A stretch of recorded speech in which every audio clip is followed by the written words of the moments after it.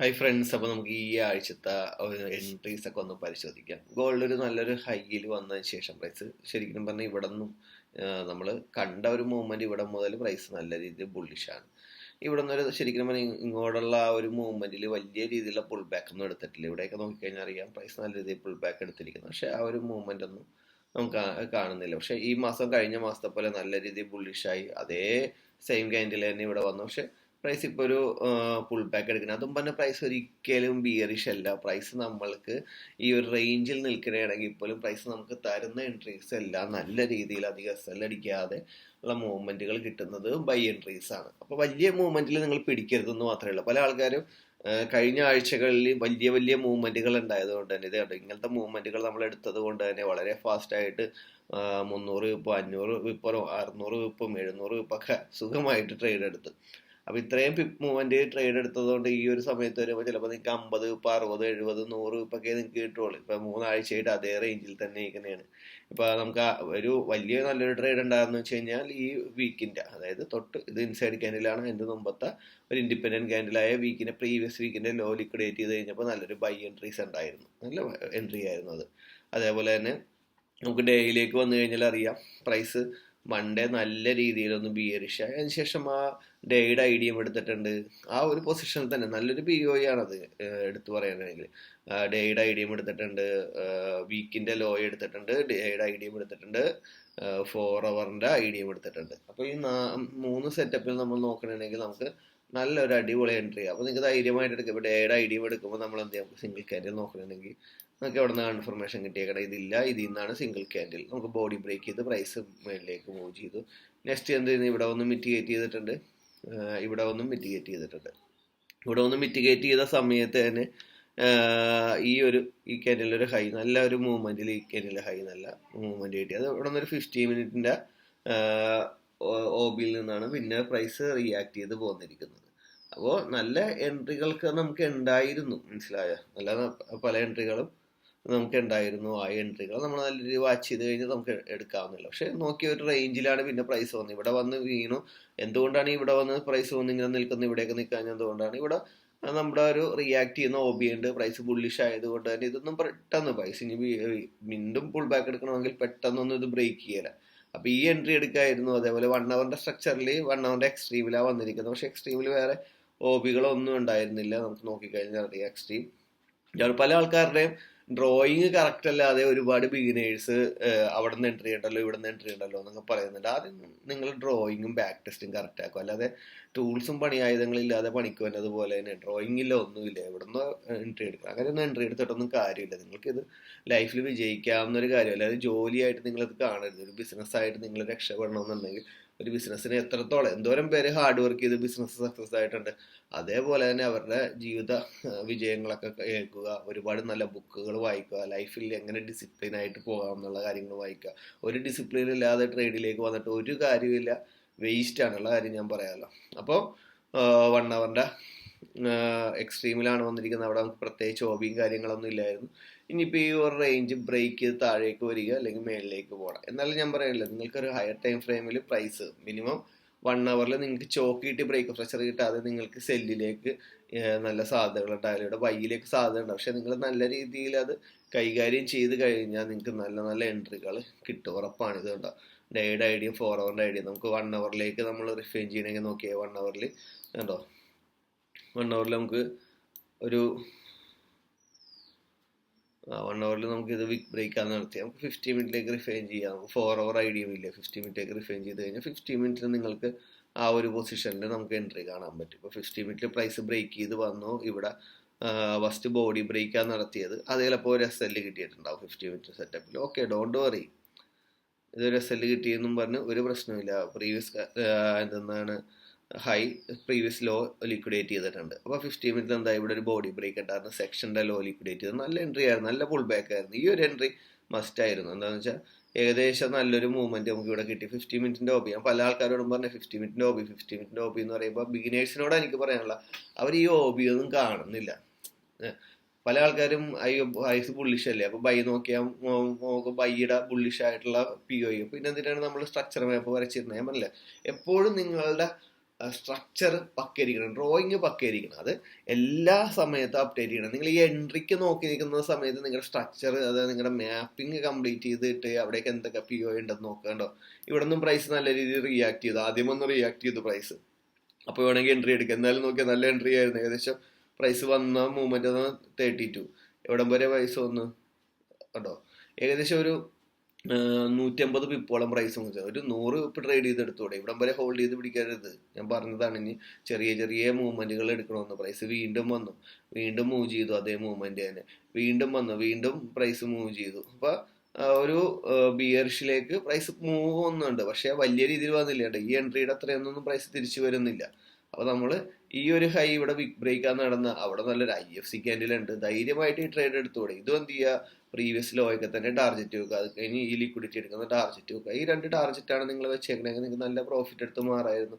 എന്നിട്ടേ നിങ്ങൾക്ക് ഇത് ബ്രേക്ക് ചെയ്യാൻ അടിക്കുകയുള്ളായിരുന്നു. പല ആൾക്കാരും ഇത് ഹോൾഡ് ചെയ്തു. ഞാൻ പറയാം, മുന്നത്തെ മൂവ്മെന്റുമായിട്ട് നോക്കരുത്. അതിനാണ് ബാക്ക് ടെസ്റ്റ് ചെയ്യണമെന്ന് പറയുന്നത്. പുറകോട്ട് പോയി നോക്കിക്കഴിഞ്ഞാൽ അറിയാൻ പറ്റും റേഞ്ച് വരുമ്പോൾ എങ്ങനെയാണെന്ന്. ബാക്ക് ടെസ്റ്റ് ചെയ്യാതെ ഈ പണിക്ക് നടന്നിട്ട് ഒരു കാര്യമില്ല.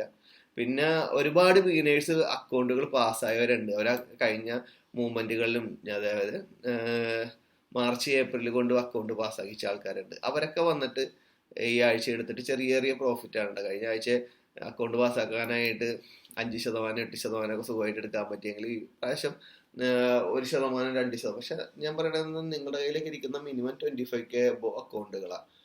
50യുടെ അക്കൗണ്ട് എടുത്ത ആൾക്കാരുണ്ട്. അപ്പൊ നിങ്ങൾക്ക് 1% എന്ന് പറഞ്ഞാൽ നല്ലൊരു പ്രോഫിറ്റ് ആണ്. നമ്മൾ ഇന്ന് കിട്ടിയ പ്രോഫിറ്റ് അല്ല നാളേക്ക് നമുക്ക് വരാൻ പോകുന്നത്. അപ്പൊ ഓരോ സ്റ്റെപ്പ് ബൈ ആയിട്ട് നമ്മൾ കയറിയിട്ട് കാര്യമില്ല. നമ്മളിത് ചാടി കയറി കഴിഞ്ഞാൽ അതേപടി താഴേക്ക് വീഴും.